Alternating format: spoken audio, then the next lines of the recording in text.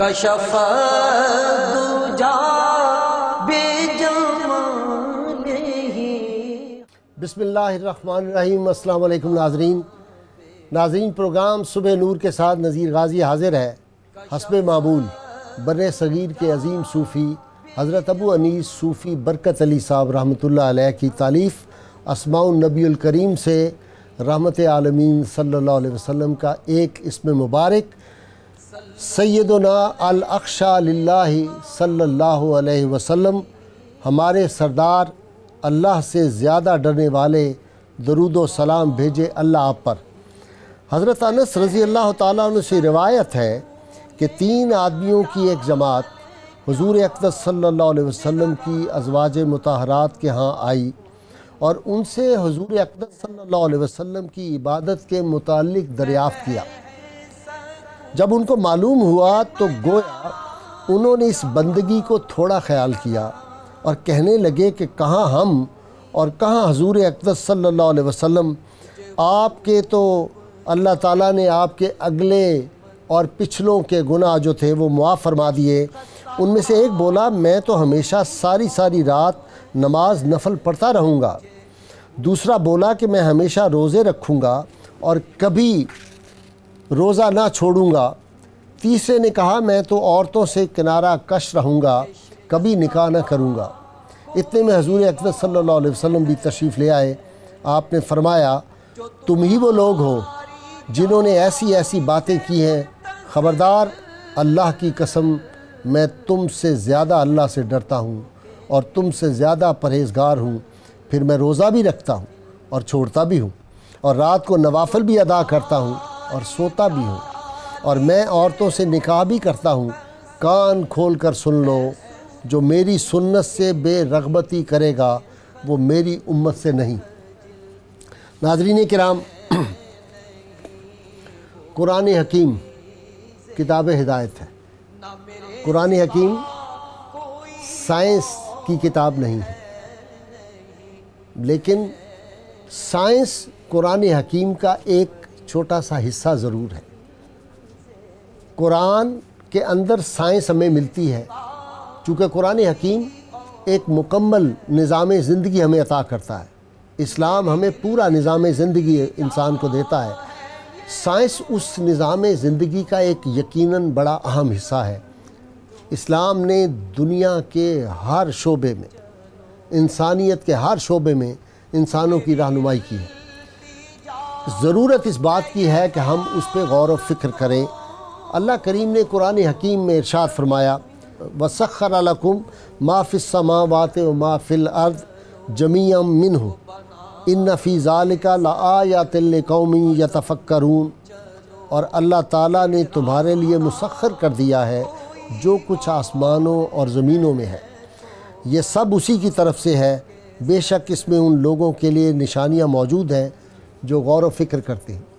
ناظرین اکرام، ایک دور ہمارا تھا کہ ہم سائنس میں بھی دنیا کی رہنمائی کر رہے تھے، ہم ٹیکنالوجی میں بھی دنیا کی رہنمائی کر رہے تھے، ہم جغرافیہ میں بھی لوگوں کی رہنمائی کر رہے تھے، ہم معاشیات میں بھی رہنما تھے، ہم حساب میں میتھمیٹکس میں بھی رہنما تھے، ہم فزکس میں بھی رہنما تھے.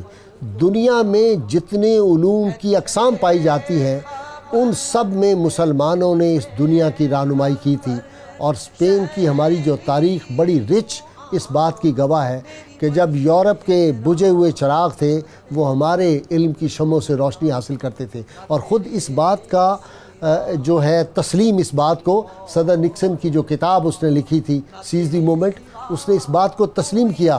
کہا کہ مسلمان تو بڑے فراخ دل تھے، جب ان کے ہاں سے علم کے جو چشمے رواں تھے تو انہوں نے کبھی بخل نہیں کیا، انہوں نے پوری دنیا کو سیراب کیا. کہا جب ہماری باری آئی تو ہم اس میں بہت محتاط ہو گئے، ہم علم کے معاملے بھی شاید کنجوس واقعہ ہوئے ہیں. تو ہماری بڑی اعلیٰ روایات تھیں. اور علامہ اقبال رحمۃ اللہ علیہ نے اسی لیے کہا تھا کبھی اے نوجوان مسلم تدبر بھی کیا تو نے، وہ کیا گردوں تھا تو جس کا ہے ایک ٹوٹا ہوا تارا، تجھے اس قوم نے پالا ہے آغوش محبت میں، کچل ڈالا تھا جس نے پاؤں میں تاج سر دارا، مگر وہ علم کے موتی کتابیں اپنے آبا کی جو دیکھیں ان کو یورپ میں تو دل ہوتا ہے سی پار. تو آج ہم کہاں تھے, ہمارے اسلاف کون تھے؟ دنیا میں تمام علوم میں انہوں نے ایک عظیم درخشاں مثالیں چھوڑی تھیں. آج ہم اس سے بہت نیچے آ گئے. اس پہ غور و فکر کرنے کے لیے اسلام اور جدید سائنس کے حوالہ جو تھا یہ آج کا میں نے ٹاپک تلاش کیا, اور اس پہ اپنے ملک کے ایک عظیم ماہر علم اور وہ آدمی جو بہت بڑی وراثت کا امین ہے, جامعہ پنجاب پاکستان کی بہت بڑی علمی درسگاہ جس کی درخشندہ روایات ہیں, جہاں کبھی سر عبدالرشید وائس چانسلر تھے, جہاں پروفیسر حمید احمد خان وائس چانسلر تھے, جہاں پہ علامہ علاء الدین صدیقی وائس چانسلر تھے, جہاں ڈاکٹر اجمل کبھی وائس چانسلر تھے. ان حسین روایات کے امین اور وارث ڈاکٹر مجاہد کامران موجودہ پنجاب یونیورسٹی کے وائس چانسلر ہیں. آج ان کو میں نے اپنے اسٹوڈیو میں دعوت دی ہے. ڈاکٹر صاحب کی میں بڑی عزت کرتا ہوں اس لحاظ سے کہ ایک موقع تھا کہ ہماری جو یونیورسٹیوں کا ماحول تھا اس میں طلباء کے ہاتھوں میں ہم نے پستول اور خنجر بھی دیکھے تھے. ڈاکٹر صاحب کا کمال یہ ہے کہ انہوں نے دوبارہ قلم ہاتھ پہ پکڑا دیا اور ان کے ہاتھ میں کتاب اور کاپی جو تھی وہ ان کو دے دی. آج میرے مہمان ہیں. ڈاکٹر صاحب ویلکم, آپ کا بہت شکریہ. ڈاکٹر صاحب فزکس آپ کا سبجیکٹ ہے. علامہ نے کہا محبت مجھے ان جوانوں سے ہے ستاروں پہ جو ڈالتے ہیں کمن. اور آپ کو میں نے سنا ہے مختلف لیکچرز آپ کے, علامہ آپ کو یاد بھی بہت ہے, علامہ کے آپ عاشق بھی ہیں, علامہ کو آپ بہت پڑھتے ہیں. پہلے تو یہ بتائیے کہ مسلمانوں کا کیا کمال رہا سائنس میں, ہماری کنٹریبیوشن کیا تھی؟ دیکھیں جی, مسلمانوں نے سائنس میں بے پناہ اور بڑی گراں قدر اور بڑی بنیادی حصہ ڈالا ہے. بلکہ رابرٹ بریفالڈ کا تو کہنا یہ ہے کہ جدید سائنس جو صحیح معنوں میں ہے وہ ہے ہی اسلام کی مرہون منت, کیونکہ اس سے پہلے جو یورپ میں یونان کا جو فلسفہ تھا یہ لفاظ اور خیال آرا فلسفہ تھا. سائنس کی تمام تر بنیاد مشاہدے پہ ہے. آپ نے چیزوں کی پیمائش کرنی ہے, بغور مشاہدہ کرنا اور غور و فکر کرنا ہے. بلکہ قرآن نے تو ایک لحاظ سے علم کی تعریف کر دی ہوئی ہے, اور اس چیز کے پیچھے مت پڑ جس کا تجھے علم نہیں ہے, کیونکہ تیرے سمع و بصر تمہارے کانوں سے, تیری آنکھوں سے اور قلب سلیم فواد سے ضرور پرسش ہوگی. اور یہی وہ تعریف ہے جو سائنس کی بنیاد ہے. فرانسس بیکن نے بیان انہیں الفاظ میں سائنس کی تعریف کئی صدیوں کے بعد کی, the evidence of the senses corrected by certain process of thinking. تو یہ جو طریقہ ہے کہ فطرت کا بغور مشاہدہ کیا جائے, یہ مسلمانوں نے شروع کیا تھا. وگرنہ ارسطو ہے تو اس نے کہیں کہہ دیا جی کہ عورتوں کے دانت کم ہیں اور مردوں کے دانت زیادہ ہیں. اس طرح کی باتیں تھیں جو کہ بڑے آسانی سے اس کا مشاہدہ کر کے جھٹلائی جا سکتی تھی, لیکن انہوں نے یہ نہیں کی. تو یہ مسلمانوں نے کیا ہے, اور مسلمان سائنس کو بہت آگے لے گئے تھے. اب آپ نے ابھی ذکر بھی کیا ریاضیات میں, فزکس میں. مثال کے طور پر ہمیں نیوٹن کا پہلا جو قانون پڑھایا جاتا ہے جسے لا آف انرشیا ہم کہتے ہیں, یہ سب سے پہلے البیرونی نے اس کو ایک اعتبار سے کیا. پھر یہ جو بنیادی ایک فلسفہ ہے سائنس کا کہ جو قانون قدرت ہے وہ ہر جا ایک ہی ہے. یہ نہیں ہے کہ شکل کا قانون زمین پہ کچھ اور ستاروں پہ کچھ اور ہے. یہ اصول بھی البیرونی نے پہلے وضع کیا تھا. اور آپ سوچیں کہ البیرونی 1000 سال پہلے یہاں افغانستان سے آیا تھا, اور آپ سوچ سکتے ہیں کہ دور جدید میں افغانستان میں اتنا بلند پایا سائنسدان پیدا ہو جائے. پھر ارضیات, اب یہ میں البیرونی کا ذکر آ ہی گیا ہے تو یہاں چونکہ ہمارے خطے سے اس کا تعلق ہے, یہ جو سالٹ رینج ہے یہ البیرونی نے پہلا سائنسدان, اس نے یہ کہا کہ یہ خطہ یہ سینٹر آف وہ جو نہیں, اس نے کہا تھا کہ یہ ایک زمانے میں سمندر کے نیچے تھا, اور یہ بات بالکل صحیح ہے. یہ سمندر کے نیچے تھا, یہی وجہ ہے کہ وہاں آپ کے پاس سالٹ رینج ہے, پانی بھی نمک بھی وہاں سے ہے, اور سالٹ رینج میں جو آپ کو نمکین پانی بھی وہاں ملتا ہے اندر.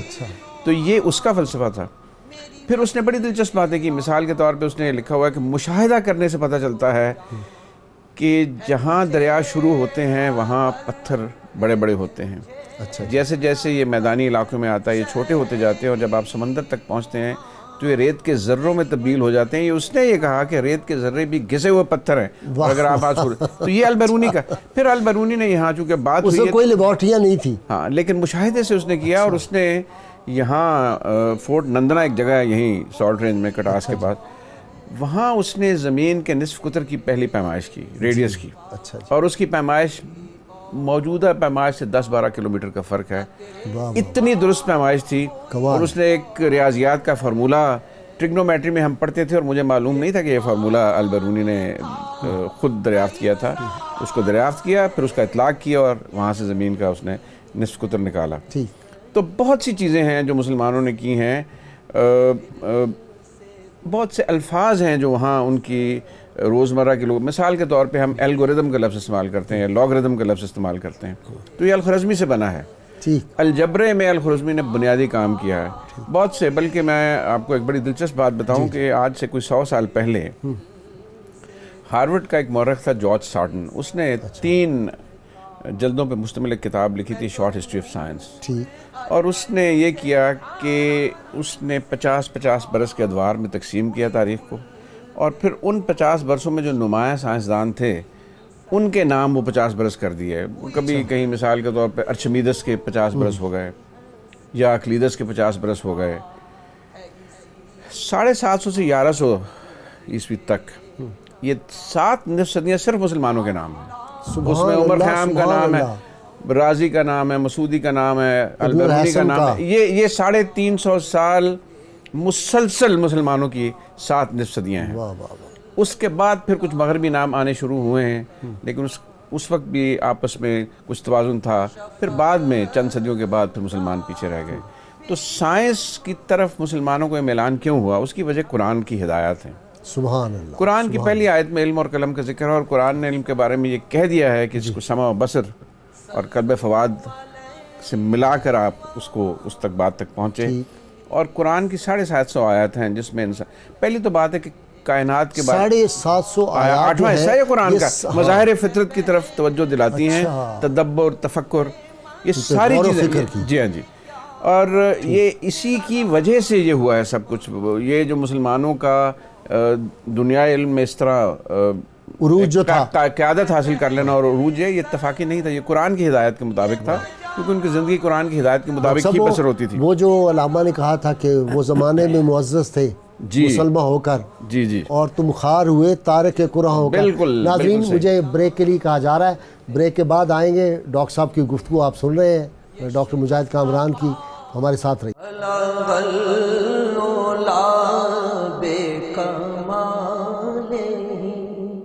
کشف دجا بے جمالہ بلغ العلا بے کمالہ کشف دجا بے جمالہ.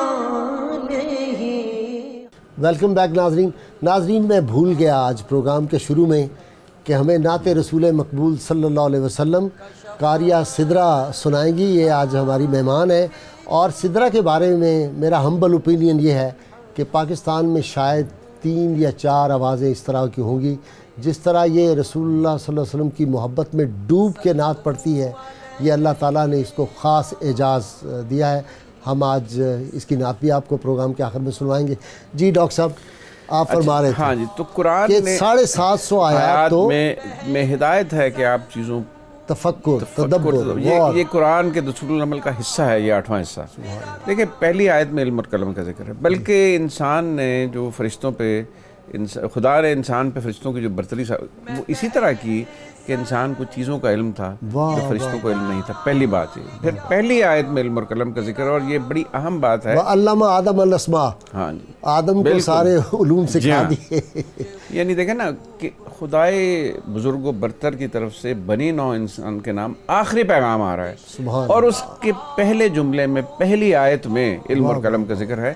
تو یہ بہت اہمیت رکھتی ہے. اور پھر قرآن نے قریباً 14 مقامات پہ قرآن نے کائنات کے بارے میں، زمینوں اور آسمانوں کے بارے میں یہ کہا کہ یہ حق ہے، یہ سچائی پہ پیدا کیے گئے ہیں. یعنی یہ کوئی آپ کا ایلیوژن نہیں ہے، تصوراتی بات. پہلی بات تو یہ امیجینیشن نہیں ہے. پھر جا بجا خدا نے کائنات کی تخلیق پر فخر کا اظہار کیا ہے، اور پھر بار بار کہا کہ سوچنے والی قوم میں، یا عقل رکھنے والی قوم میں، یا سمجھنے والی قوم کے لیے صحیفہ فطرت کے مطالعے میں اشارات موجود ہیں. تو یہ کوئی معمولی بات نہیں ہے. آپ اٹھا کے دیکھ لیں قرآن کے طول و عرض میں آیتیں جا بجا. جی یعنی میں دیکھتا ہوں کبھی تو میں بہت حیران ہوتا ہوں کہ مسلمان کیسے اس چیز کو بھول گیا ٹھیک کہ قرآن کا کتنا زور ہے. اور دیکھیں جب خدا نے فخر کا اظہار کیا ہے اور خدا نے گلہ بھی کیا کہ تم میری عظمت کو اس طرح اندازہ نہیں کرتے. دیکھیں یہ اتنی وسیع کائنات ہے, واہ واہ واہ. اس کے مطالعے سے انسان پر یہ آشکارا ہوا ہے کہ تمام کائنات اپنی وسعتوں کے ساتھ ایک قانون کے تحت چلتی ہے. یہ نہیں ہے کہ ایک خطے میں کوئی ایک قانون ہے اور دوسرے خطے میں دوسرا قانون ہے. جو قانون ہے اس کی حیثیت یہ ہے کہ جو زمین پہ ہے وہی آسمانوں پہ ہے, وہی ستاروں میں ہے. اور یہ اتنی بڑی کائنات ہے. دیکھیں سورج ایک ستارہ ہے اور قرآن نے سورج اور چاند کے درمیان آپ کو پتہ ہے جو فرق کیا ہے کہ جو بیان کیا ہے کہ اس کو شعلہ بنایا اور چاند نے مستعار روشنی لی ہوئی ہے. واہ واہ. اس سے وہ جو الفاظ استعمال کیے ہیں وہاں سے نظر آ جاتا ہے کہ سورج کی اپنی روشنی اور چاند کی روشنی مستعار ہے. ٹھیک. تو سورج سے روشنی جو 1 سیکنڈ میں 3 لاکھ کلومیٹر سفر کرتی ہے, زمین سے کوئی 500 سیکنڈ میں پہنچتی ہے. ٹھیک. یہ بڑا ہمیں اس لیے نظر آتا ہے کہ ہمارے قریب ہے. جو اگلا ستارہ ہے اس سے روشنی 4.5 برس میں زمین پہ پہنچتی ہے.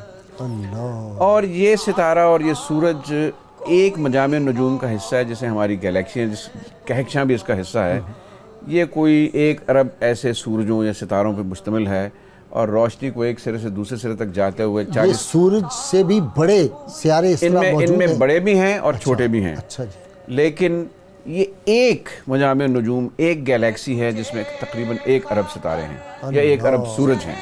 اب یہ ایک گیلیکسی نہیں ہے, اس طرح کی چند لاکھ چند کروڑ ارب گیلیکسی ہیں. جہاں تک ہمارے آلات مار کرتے ہیں ہمیں یہ نظر آتے ہیں اور پھر ایک دوسرے سے ہولناک فاصلوں پہ پھیلے ہوئے ہیں اور ایک دوسرے سے دور ہوتے جا رہے ہیں. اور یہ قرآن کی مجھے بات یاد آ گئی ہے کہ یہ قرآن کا نقطہ نظر تھا. سب سے پہلے قرآن نے یہ بات کی تھی کہ ایک نقطہ آغاز سے چیزوں کو میں نے پھاڑا اور اس کے بعد کائنات پھیلتی چلی جا رہی ہے. قرآن میں اس کا ذکر آیا ہے, لیکن اس تک ہم پچھلی صدی میں پہنچے ہیں کہ کائنات جو ہے یہ ایک نقطہ آغاز سے چل کر یہ پھیل رہی ہے اور اس میں وسعت, اس کی بے پایا وسعت. بگ بینگ کا آپ ذکر جی بگ بینگ کی. تو بگ بینگ کا ذکر قرآن میں ہی سب سے. اچھا ڈاکٹر صاحب آپ ماشاءاللہ سائنٹسٹ ہیں اور فزکس آپ کا سبجیکٹ ہے.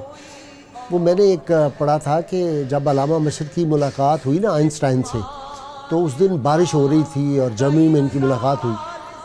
تو علامہ مشرقی نے ان کو وہ آیت سنائی کہ انما یخشی اللہ من عبادہ العلماء, بے شک اللہ سے حقیقی طور پہ ڈرنے والے جو ہیں وہ عالم لوگ ہیں, اہل علم ہیں. تو اس نے کہا یہ بات ہے 14 صدیاں پہلے تمہارے پیغمبر نے یہ بات تمہیں بتائی ہے. کہا جی یہ وہ جو کتاب ان پہ نازل ہوئی تھی اس میں یہ موجود ہے. اس نے کہا جب بادل گرجتے ہیں نا تو مجھ پہ خوف کی کیفیت طاری ہوتی ہے اور اس کائنات کی وسعت کا اس نے کہا ایک سائنسدان ہی اندازہ کر سکتا. یہ واقعہ انہوں نے حدیث القرآن میں لکھا ہوا. یہ کیمبرج میں پڑھتے تھے. اچھا. اور بڑے لائق طالب علم تھے. ٹھیک.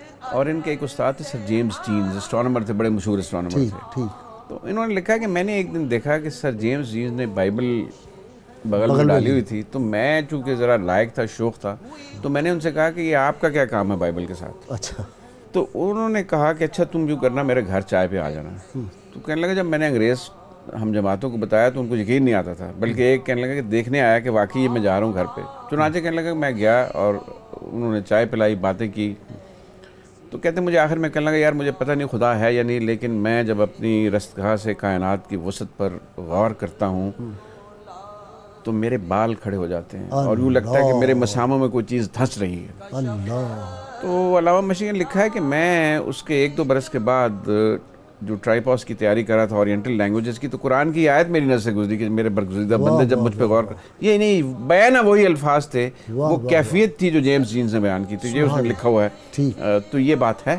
اور اس سے یہ بھی پتہ چلتا ہے کہ خدا کے برگزیدہ بندوں میں یہ بہت اہم کیٹیگری ہے جو کائنات کے رموز کی تفتیش اور ٹو میں لگے رہتے ہیں اور خدا کی بنائی ہوئی چیزوں سے خدا کی عظمت کا اندازہ لگاتے ہیں. اب آپ کائنات کی وسعت کا ہی اندازہ کر لیں. اور ڈاکٹر صاحب مجھے خیال آتا ہے کہ رسول اللہ صلی اللہ علیہ وسلم کو جو قرآن نے کہا وَمَا أَرْسَلْنَاكَ إِلَّا رَحْمَةً لِّلْعَالَمِينَ, عالمین کے لیے ہم نے رحمت بنایا. بالکل. تو یہ کتنی دنیائیں ابھی دریافت نہیں ہوئی, بلکہ پچھلی صدی تک تو ہم سمجھتے تھے کہ ایک ہی شاید کائنات ہے. اب ملٹی ورسز کا تصور آ گیا ہے.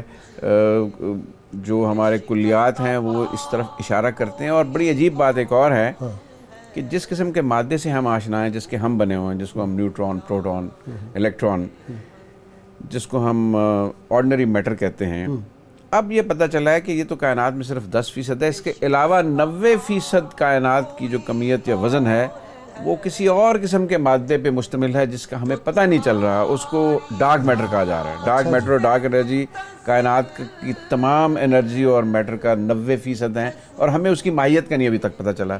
تو آپ سوچیں کہ ابھی یہ 10% سے ہمیں اتنی وسعت کا اندازہ ہوا ہے, تو آگے اس میں کیا کیا چیزیں ہوں گی, یہ بڑی حیران کن بات ہے. ڈاکٹر صاحب ممکن ہے کہ آنے والے دور میں ایسی دنیایں دریافت ہوں جہاں ہمارے جیسے انسان ہو سکتا اور وہ ہم سے بھی زیادہ ترقی یافتہ ہو. ایک جگہ ہے, ویسے تو قرآن میں انسان کو اشرف المخلوقات کہا گیا, لیکن ایک جگہ کہا ہے کہ جو میں نے مخلوقات بنائی ہیں ان میں سے اکثر سے انسان بہتر ہے. ایک جگہ ہے قرآن میں. اچھا جی. ہاں جی, یہ بالکل ہے. تو یہ عین ممکن ہے, کیونکہ یہ اتنی بڑی کائنات بے مقصد اور بے معنی ہو نہیں سکتی. اور خلاق عظیم, صناع عظیم, جس نے اس چھوٹی سی زمین پہ, سہنک زمین پہ آپ دیکھیں کتنی انواع ہیں, یعنی آپ لکھوں نباتات ہیں, کئی قسم کے پرند ہیں, چرند ہیں, مچھلیاں ہیں. تو یہ ایک چھوٹی سی زمین ہے, اس کی کوئی حیثیت نہیں ہے کائنات میں. سورج اس سے کئی لاکھ گنا بڑا ہے, اور اس طرح کے کئی سورج اور ستارے کائنات میں موجود ہیں. سوئی کے نکے کو کہیں ٹچ کر دیا جائے تو اتنا ہی میرا خیال ہوگی یہ ہماری دنیا. میں کہتا ہوں اس سے بہت کم ہے. یعنی آپ یہ سمجھ لیں کہ جتنے ریت کے ذرات ہیں سارے ساحلوں پہ پھیلے ہوئے. ڈاکٹر صاحب مجھے بریک کی کہا جا رہا ہے, بریک کے بعد آتے ہیں, آپ کی گفتگو جاری ہے. ناظرین مختصر سی بریک. آپ دیکھ رہے ہیں کتنی دلچسپ باتیں اور کتنی علم میں اضافہ ہو رہا ہے ڈاکٹر صاحب کی گفتگو سے. ہمارے ساتھ رہیے.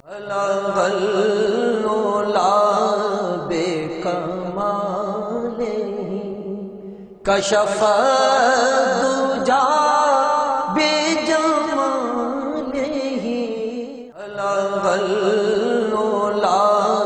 بے کمالہ کشف دجا بے جمالہ. ویلکم بیک ناظرین. ڈاکٹر صاحب ماشاءاللہ آپ نے 12 کتابیں لکھی, اور 2 کتابیں تو آپ کی جو ہے وہ میری نظر سے بھی گزری, گرینڈ ڈسیپشن اور 9/11 پہ جو آپ نے کتاب لکھی.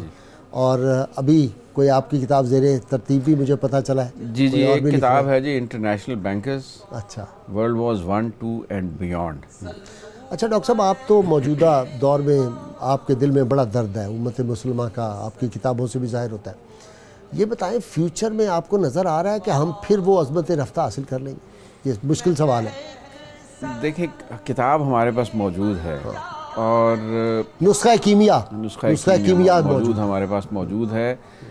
اصل میں مجھے ایک مثال یاد آ جاتی جو کبھی میں نے پڑھی تھی کہ کیتھولک جو تھے یہ بجلی کی ایجاد سے پہلے اپنے جو ان کے سینٹس تھے ان کی تصویروں کے نیچے یہ دیا جلایا کرتے تھے. جتنی عقیدت کسی سینٹ سے کسی کو تھی اتنے دیے اس کی تصویر کے نیچے جلتے تھے. ہم مزارات پہ جیسے جا کے روشنی. اب کیا ہوتا تھا کہ وہ دھوئیں سے اور چکنائی سے وہ تصویر مسخ ہو جاتی تھی. اچھا, تو اسلام کے ساتھ بھی عقیدت کے دخان خیز دھوئیں نے یہ سلوک کیا ہے. اسلام کے اصلی خط و خال مسخ کر دیے ہم نے. اس اصلی چہرے کو اگر ہم کسی طرح بے نقاب کر لیں تو ہمارے دن بدل جائیں گے اور ہمارے رستے ہمارے. ڈاکٹر صاحب قرآن حکیم کی ایک آیت ہے, آپ کی بات کی تائید میں پڑھ رہا ہوں, وَلَا تَهِنُوا وَلَا تَحْزَنُوا وَأَنْتُمُ الْأَعْلَوْنَ إِن كُنتُم مُؤْمِنِينَ. تم سستی نہ کرو, تم غم نہ کرو, تم بھی یقیناً غالب آؤ گے, شرط یہ ہے اگر تم مومن ہو. بالکل ٹھیک ہے, اور آئے استخلاف میں بھی ہے کہ تمہیں زمین کا وارث بناؤں گا بشرطے کہ تمہارے اعمال صالح ہوں. تو اعمال صالحہ کا تصور جب تک درست نہیں ہوگا, اور صاحب علم ہونا اس کا ایک بہت بڑا جزو ہے, کسی قوم کا صاحب علم ہونا. آپ دیکھیں کہ خدا نے کیا کچھ پنہا رکھا ہوا ہے. ایک ذرے میں آپ ایٹم کے نیوکلیس کو توڑیں تو کتنی توانائی آ جاتی ہے آپ کے پاس, چاہے آپ ری ایکٹر بنا لیں, چاہے آپ ایٹم بم بنا لیں. ڈاکٹر صاحب اس کا بھی اسلام سے ہی یہ روشنی ہے, یہ ایٹم کا ذکر تو آیا ہے کئی جگہوں پہ. اقبال نے بھی کہیں کہا ہوا ہے, ٹھیک کیا جی وہ دل چیریں, ہاں اگر ذرے کا دل چیریں خورشید کا نکلا، لہو خورشید کا ٹپکے اگر ذرے کا دل چیرے. اور جو عمل سورج میں روشنی پیدا کرنے کا ہے وہ انہی ذرات کے آپس میں باہم مل کے نئے نیوکلس بننے کی وجہ سے پیدا ہوتا ہے. اچھا ہاں بالکل یہ ہے. تو قرآن میں کئی جگہ اشارات مختلف چیزوں کے بارے میں ہیں. ڈاکٹر صاحب مثلاً دیکھیں نا، وہ جو تھے لوط علیہ السلام کی قوم، ان پہ پتھروں کی بارش ہوئی، ان کی بادامالیوں کی وجہ سے جو گندے ان کے معاملات تھے. تو مفسرین نے یہ بھی لکھا ہے کہ اس پہ پتھر جو تھا اس پہ نام لکھا ہوتا تھا، یہ اے کو لگے گا، یہ بی کو لگے گا، یہ سی کو، اور اسی کو جا کے لگتا تھا. اور یہ جو آج کل میزائل ٹیکنالوجی اتنی یہ بھی اسی طرح کر رہے ہیں، وہ اپنے ہدف کے اوپر جاتے ہیں. بالکل ہدف پہ جاتے ہیں وہ. اور وہ یعنی بیٹھے ہوئے اپنے کنٹرول روم میں وہ دیکھ رہے ہوتے ہیں، ان کو نظر آ رہا ہوتا ہے کہ یہ کہاں جا رہا ہے اور کس کو لگے گا جا کے. ایگزیکٹلی. ان لوگوں نے زیادہ اس پہ بعد کے دور میں، جو پہلا آپ نے سنہری دور گنوایا کہ وہ تو اس میں کوئی شک نہیں. ویلس مرفی نے جو ابھی کتاب لکھی، ہم جو ڈسکس بھی کر رہے تھے کہ واٹ اسلام ڈیڈ فار اس، انہوں نے ساری باتیں کی، لیکن یہ یکدم زوال کیوں ہوا؟ کیا فیل کرتے ہیں ہمارے میں؟ ہاں ہمارے ہاں زوال کیوں آیا؟ یہ بڑا مشکل سوال ہے، لیکن ایک تو میں سمجھتا ہوں کہ بغداد کی جو بربادی ہوئی تھی جب ہلاکو کو بلایا گیا تھا، اس نے بہت زیادہ نقصان کیا ہے. اور پھر میرا خیال ہے کہ ایک مسلمانوں میں یہ ایک چیز آ گئی تھی، علم اپنے فروغ اور اپنے پھیلاؤ کے لیے دوسری قوموں کے ساتھ رابطے کا بھی متقاضی ہے. اگر آپ آئسولیٹ ہو جائیں گے، آپ اپنے آپ کو اپنے اندر بند ہو جائیں گے، تو پھر آپ کا ارتقاء جو ہے وہ رک جائے گا. اور مسلمانوں میں یہ فکری طور پہ ایک چیز آ گئی تھی، حتیٰ کہ جمود ایک جو اپنے ہمارے معروف جو ابن خلدون ہیں، جی ابن خلدون نے اپنی کتاب میں لکھا ہوا ہے کہ ہم نے سنا ہے کہ مغرب میں بہت نئی چیزیں دریافت ہو رہی ہیں، نئے علوم آ رہے ہیں، لیکن ہمیں اس سے اب کیا. یعنی اس اتنا بلند پایا وہ سوشیولوجسٹ مورخ تھا، اس نے بھی یہ تھوڑی سی بے اتنائی کا اظہار کیا ہے. تو یہ ایک تو یہ چیز ہے. حالانکہ ارشاد تو یہ اطلب العلم ولو کانوا بالصین، بالکل تمہیں علم حاصل کے لیے بے شک چین جانا پڑے. بالکل. اور ایک آپ نے بھی اشارہ کیا قرآن کی آیت کے حوالے سے، جو سستی، تساہل، آرام طلبی. دیکھیں اقبال کا جو بڑا مشہور شعر ہے نا کہ براہیمی نظر مشکل سے ہوتی ہے مگر پیدا، ہوس چھپ چھپ کے سینوں میں بنا لیتی ہے تصویریں. یہ جو بت ہیں ضروری نہیں پتھر ہی کے ہوں، یہ بہت سے بت ہم نے اپنے دلوں میں پال رکھے ہوتے ہیں، جس میں حب اولاد ہے، حب مال ہے. ایک آرام طلبی اور تناسانی کا بت ہے جس کے احکامات کی ہم تعمیل کرتے رہتے ہیں، اور اس کے احکامات کی تعمیل میں ہم خدا کے احکامات سے بے اعتنائی برتتے ہیں، برگشتہ ہو جاتے ہیں. صبح کہا گیا نا کہ نماز نیند سے بہتر ہے. اسی طرح اور بھی بہت سی چیزیں ہیں جو جسمانی آرام سے بہتر ہیں، لیکن ہم کرتے نہیں ہیں. تو یہ آرام طلبی اور تن آسانی میں سمجھتا ہوں ایک بہت بڑا، اس نے بہت بڑا. لیکن اگر آپ کے ذہن کے اندر ایک نقشہ ہے، ایک مقصد ہے، منزل ہے، تو پھر یہ آپ کا جسم جو ہے تابع ہو کے آپ دن رات کام کرتے ہیں اس کے لیے. اور یہ جب تک ذہنی طور پہ ہمارا رخ صحیح نہیں ہوگا، شوق ختم ہو گیا، شوق بھی ختم ہو گیا ہے. اصل میں دنیا کی قیادت سنبھالنے کی امنگ جب تک قوم کے اندر نہ ہو، جب تک یہ امنگ نہیں ہوگی اس وقت تک قوم اس کے لیے اپنے آپ کو پاب عمل نہیں کرے گی. لیکن ڈاکٹر صاحب ایک قابل فخر بات بھی ہے کہ ہم وہ مثال بنی ہوئی ہے نا مذاکرن کے لیے، ہم تو سوئی نہیں بنا سکے تھے، یہ بنا سکتے لیکن ہم نے ایٹم بم بنایا ہے. یہ بالکل بہت بڑی مثال ہے. اور ہم نے اسی میں بیسٹ بنایا ہے. تو ہمارے پاس ٹیلنٹ تو ہے. حالات بدلنے کے لیے اسی مثال کو آپ سامنے رکھیں. ایٹم بم بنانے میں نہیں ہے نا امید اقبال اپنی قسطِ ویراں سے. نہیں جی ہم کر سکتے ہیں. دیکھیں ایٹم بم بنانے میں سب سے پہلی بات یہ ہے کہ حکومت نے ایک ہدف دیا. حکومتوں کی مسلسل سرپرستی رہی، چاہے ایک حکومت آئی ہے یا گئی ہے، یہ کام تسلسل سے ہوتا رہا ہے. اور جو مالی وسائل درکار تھے ان میں کوئی رکاوٹ پیدا نہیں کی گئی.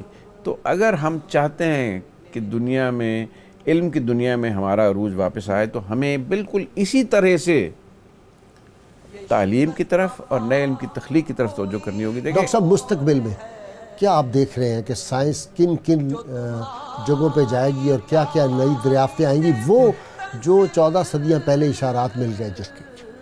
دیکھیں جی بہت سی چیزیں ہیں. یا موجودہ دور میں کیا کیا چیزیں مثلاً اب ہم آپ دیکھیں کہ اس وقت جو ہماری سائنس ہے، اس میں ایک پابندی ہے کہ آپ روشنی سے زیادہ تیز رفتار نہیں ہو سکتے. اچھا.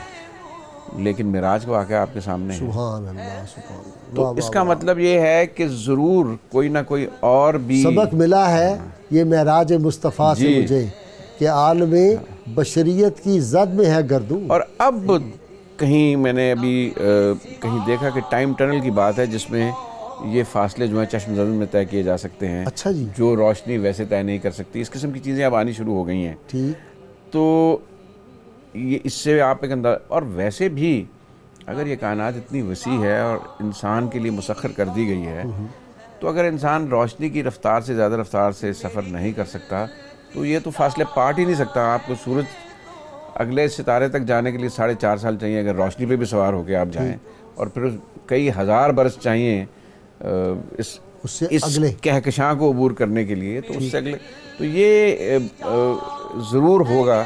اور یہ جو پابندی ہے یہ اس کی جگہ نئے قوانین لے لیں گے جو اس پابندی کو محدود کر دیں گے اور کوئی رستہ نکلے گا. یہ بھی ہو سکتا ہے کہ وہ جو اقبال نے کہا کہ پاسباں مل گئے کعبے کو صنم خانے سے, جو ہمیں فتوحات کرنے آئے ہیں یہی لوگ جو ہیں یہ کنورٹ ہو جائے. دیکھیں جی یہ آپ نے میرے دل کی بات کی ہے. میں آپ کو سچی بات دیکھیں میں جب اپنے ارد گرد پھیلی ہوئی حالات اور دنیا کو جو بددیانتی کو دیکھتا ہوں, جو آرام طلبی کو دیکھتا ہوں, جو جھوٹ کو دیکھتا ہوں, اور جب میں دیکھتا ہوں کہ وہاں عام طور پہ وہاں کے عام لوگ جھوٹ نہیں بولتے, وقت کی پابندی کرتے ہیں, بات کا لحاظ بات پوری کرتے ہیں, عام لوگوں کی بات دیانتدار, تو میں کبھی سوچتا ہوں کہ یہ لوگ اگر مسلمان, کیونکہ ہمارے اندر وہ کردار کی ابھی قوت نہیں رہی, تو عین ممکن ہے, اور یہ بات خارج از امکان نہیں ہے, یہ بات ہے کہ شاید وہی سنبھال لیں, کیونکہ اس وقت وہ بہت تنگ آئے ہوئے. دیکھیں دنیا میں جو خلفشار ہے. ڈاکٹر صاحب یہ دنیا کے خلفشار پہ ہی بات ہوگی. ناظرین مختصر سی بریک, اور ڈاکٹر صاحب سے یہ دنیا میں جو اس وقت بے چینی, اضطراب, خلفشار, جنگیں ہیں, اس پہ بھی ڈاکٹر صاحب کا سبجیکٹ ہے, پوچھیں گے.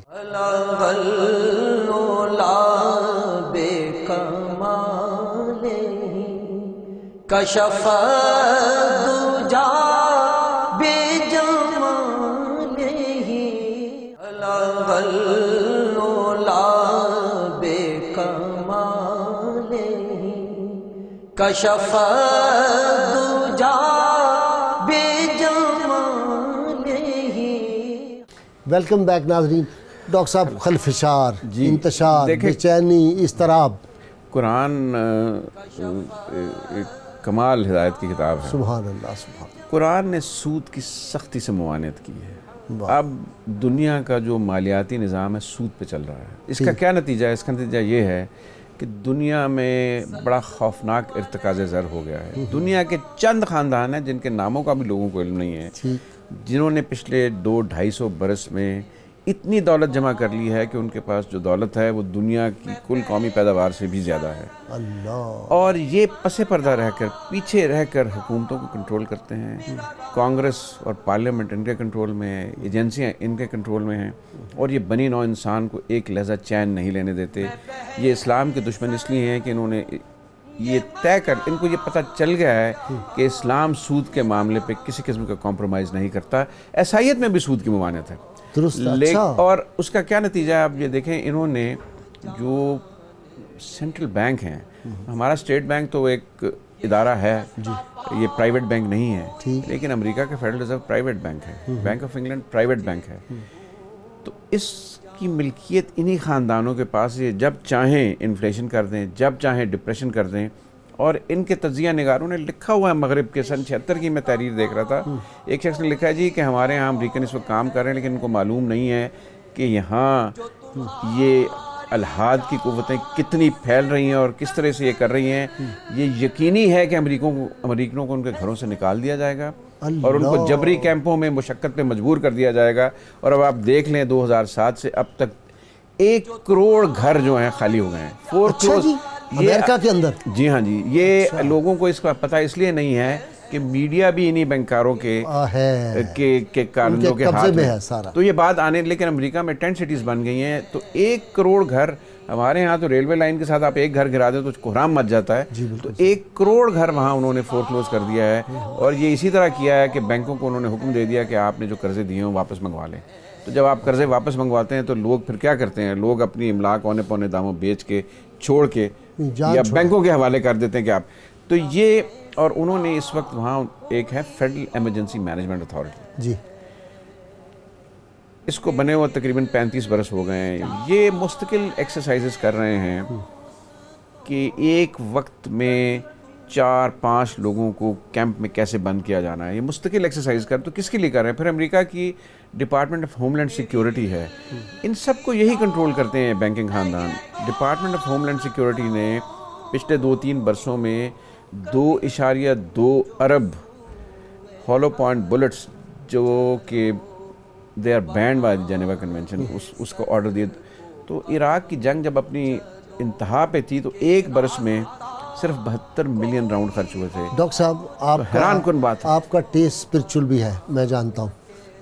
ایک پہلو یہ بھی ہے، دیکھیں نا امت مسلمہ میں اب مجھے بڑا دل آج دکھا ہے، وہ جو یمن کے جو حالات ہمارے بن رہے ہیں، دیکھ رہے ہیں آپ، مسلمان امت کو لڑایا جا رہا ہے جس طرح مختلف طریقوں سے، ایک اوپر ڈیوائن سسٹم بھی کام کر رہا ہے۔ آپ یہ فیل کرتے ہیں کہ وہ جب نظام آئے گا ڈیوائن، تو یہ جو انسانوں کو تباہ و برباد کر رہے ہیں اور پریشان کر رہے ہیں، ان کو پریشان ہونا پڑے گا کبھی؟ بالکل ہوگا جی۔ انہوں نے اسلام دشمنی کی جو فضا پیدا کی ہے، یہ بھی ایک منصوبے کے تحت پیدا کی ہے، بلکہ ان کے مصنفین نے یہ لکھا ہوا ہے کہ ہمارے ہاں جو دہشت گردی، یہ ان کے تجزیہ نگاروں نے لکھا کہ دہشت گردی کی جتنی تنظیمیں ہیں ان میں جو پینیٹریشن اور کنٹرول ہے وہ برطانوی اور امریکی اور ناٹو ایجنسیوں کا ہے، اور ان کے اپنے ایجنسیوں کے لوگوں نے بھی یہ بات لکھی ہوئی ہے۔ یہ کتابیں بھی منظر عام پہ آ گئی ہیں، اس میں طویل بات کسی محفل میں آپ کے ساتھ کروں گا۔ تو اور انہوں نے لکھا ہے کہ اس کا ایک مقصد مغرب میں اسلام کے خلاف برگزیدگی پیدا کرنا ہے، نفرت پیدا، کیونکہ وہ یہ سمجھتے ہیں، یہ بینکار جنہوں نے دنیا کی دولت لوٹ کے اپنے قبضے میں لی ہوئی ہے، یہ قوموں کو لڑاتے ہیں، دونوں سائڈوں کو ایک بھائی نیپولین کو قرضہ دے رہا ہے، دوسرا بھائی جو ہے سگا بھائی برطانیہ کی حکومت کو قرضہ دے رہا ہے، چرچل کو دے رہا ہے، اور ان کو پتہ ہے کہ جو جیت جائے گا وہ سارے قرضے ہمیں واپس دلوا دے گا۔ تو اور سود اور قرضہ، سود اور قرضہ، قرضے کی غلام۔ اسلام تو دین امن ہے، دین محبت ہے۔ وہ یہ سمجھتے ہیں کہ یہ ایک مذہب ہے، وہ جانتے ہیں یہ ایک دین ہے جو بنی نوع انسان کو نجات دلا سکتا ہے، اس لیے ان کی یہ کوشش ہے کہ اسلام کی طرف مغرب کے لوگوں کا ملان نہ، جو آپ نے پہلے بات کی تھی، جس دن یہ ملان ہو گیا دنیا کے حالات بدل جائیں۔ وہ فاقہ کش کے موت سے ڈرتا نہیں ذرا، روح محمد اس کے بدن سے نکال۔ یہ بالکل، یہ ایک منصوبے کے تحت کر رہے ہیں، بالکل اب منصوبے کے تحت کر رہے ہیں۔ اچھا ڈاکٹر صاحب، مستقبل میں کیا دیکھ رہے ہیں آپ کے سائنس کیا کیا ترقیاں کرے گی اور ہم بھی کنٹریبیوٹ اس میں کر سکیں؟ دیکھیں جی، ایک تو بات طے شدہ ہے میرا خیال ہے کہ چونکہ کائنات انسان کے لیے مسخر، انسان کا اس کرۂ ارض سے دوسرے کروں میں جانا لازمی، اور آپ یہ دیکھیں ضروری نہیں کہ انسان اسی گوشت پوشت کا رہے۔ مثلا سورج کی جو زندگی ہے یہ 4 ارب سال کے قریب ہے میرا خیال ہے کل۔ جی، جب یہ اپنی آخری دنوں میں آئے گا تو سورج پھیل جائے گا، اتنا پھیل جائے گا کہ زمین اس کے اندر آ جائے گی۔ اچھا، تو اس گوشت پوشت کی مخلوق کا تو ایسے، بلکہ ٹیمپریچر 15 ڈگری بڑھا دیں تو زندہ رہنا ہی ناممکن ہو جائے گا۔ تو یہ اس لیے لازمی ہے، اور چونکہ خدا نے انسان کے اندر اپنی روح پھونک دی ہے اور خدا خلاق ہے، تو انسان کو تخلیق کاری کرنی پڑے گی، اپنے اندر تبدیلیاں پیدا، دیکھیں نا کئی چیزیں اشارات، مثلا حضرت عیسیٰ کی پیدائش ہے، تو حضرت عیسیٰ کی پیدائش میں بھی اشارہ موجود ہے کہ جنسی عمل کے بغیر بھی پیدائش ممکن ہے۔ یہ قدرت نے اشارات انسان کو دیے ہوئے ہیں۔ ڈاکٹر صاحب کمال کی بات آپ نے کی ہے۔ سدرا، وقت ہوا نعت کا، نعت رسول مقبول صلی اللہ علیہ وسلم۔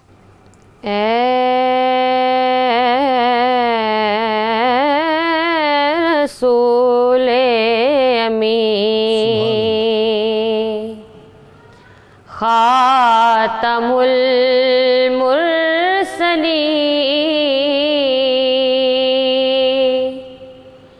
تجھ سا کوئی نہیں،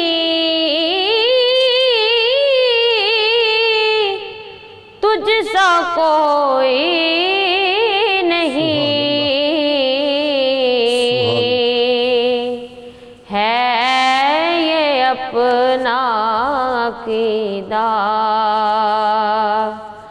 بصد کو یقین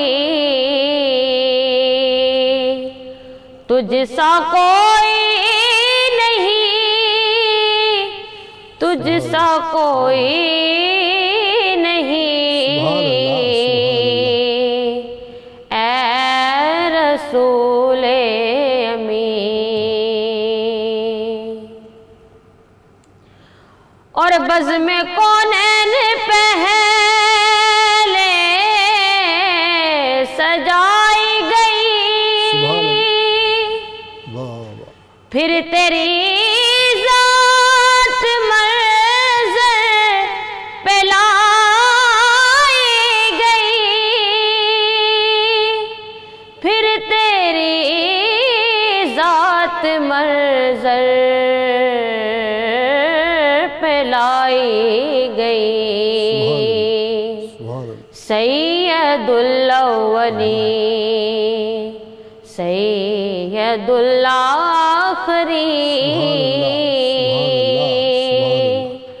تجھ سا کوئی نہیں،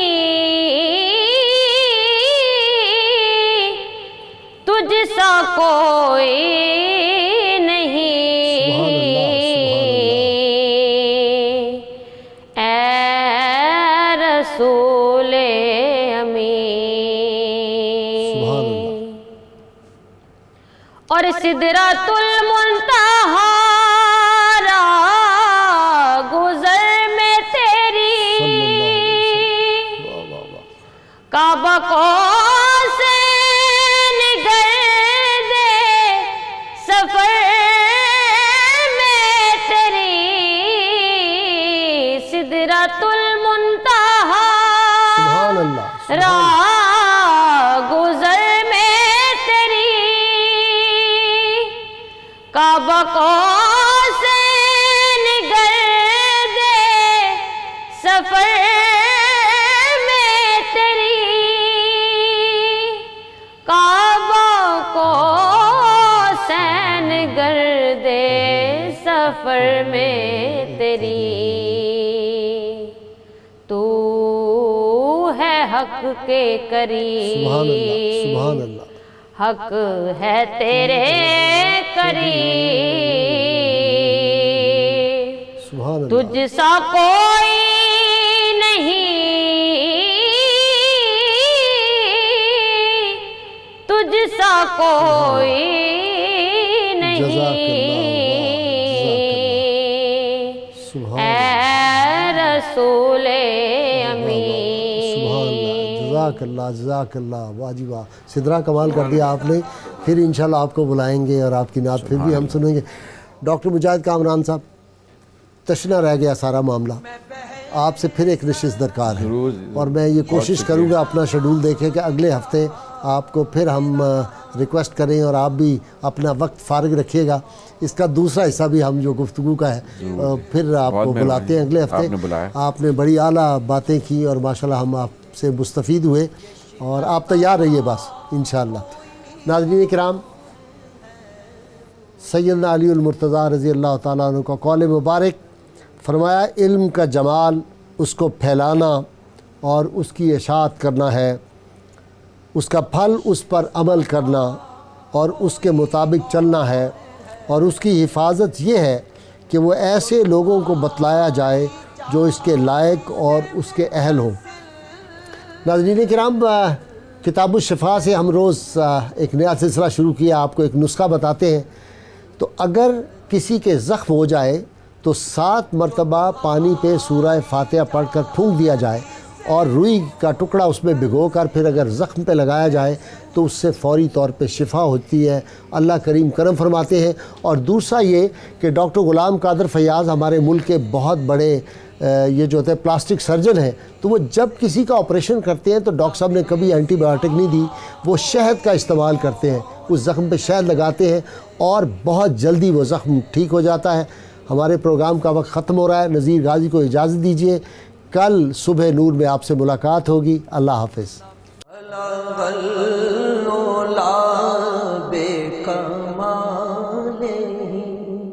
کشف دجا بے جمالہ جميع خصاله صلوا عليه